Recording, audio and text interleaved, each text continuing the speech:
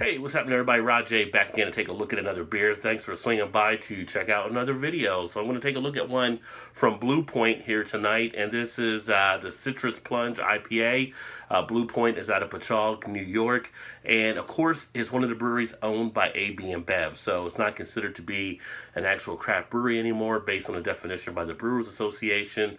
Kind of falls under that macro brewery label now, but they still experiment with some interesting things, and decided to pick this one up as well when I was on a recent beer run. This one actually comes in with an ABV of 6.8%. No IBU was actually listed on the label. Kind of a cool looking label there with the deep sea scuba diving helmet there. An American IPA brewed with orange and honey. Also on the back, nothing really there as far as the label. So let's go ahead and get it open and get it into a glass, see what this one has to offer.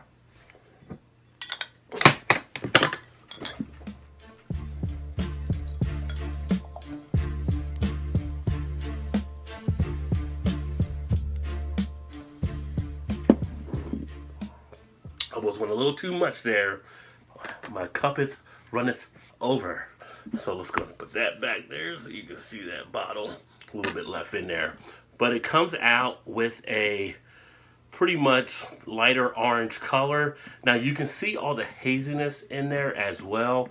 And it almost looks like it was actually bottle fermented from what I'm seeing here. I get a light behind it and I can see more of the particles. So it's definitely bottle fermented as well and conditioned. The head itself, got a nice white foamy head, so about 3 fingers on the head. That should lace the glass nicely. So you can see an example here. Even though it's owned by a macro brewery, they still have a craft technique and they still do some craft type beers.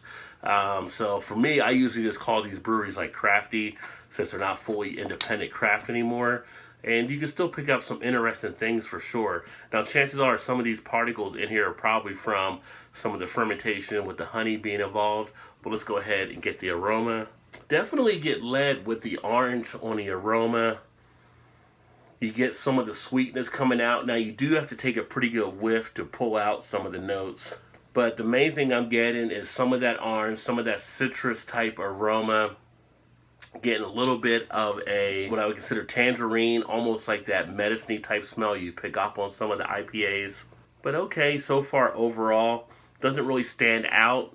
I would like to have my aromas a little bit stronger than what's being offered here, but it is what it is. Going to get a taste.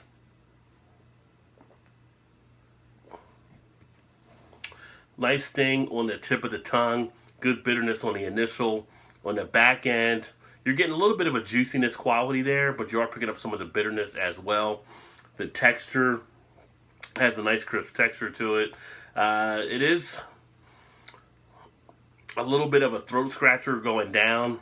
Not overbearing though, but you do feel it on that swallow. Really not getting any of the honey though. For them describing this to be done with honey, you expect to get a little bit more of a sweetness in here. Maybe a little bit more of a velvety type feel from the honey. Not really picking any of that up at all. Maybe just a bit in the initial. But on the back end, definitely the IPA feel. You get some of that pineness in there as well. Does have that astringency mark. Do feel that sensation for some of the puckering. Not one that really knocked me back, but not one that's really overly terrible or anything like that either. Kind of your average of the road type IPA. It's not doing anything to really set itself apart, is I guess the big thing. You get a little bit of a grapefruity type feel in there as well. But if you're an IPA fan, then yeah, you're going to be happy, or let's just say satisfied with this one here. But I wouldn't go into it looking for anything special. I think it kind of just delivers to be that basic type IPA, not really much more than that. Nothing really fantastic about it, but definitely done in the right way.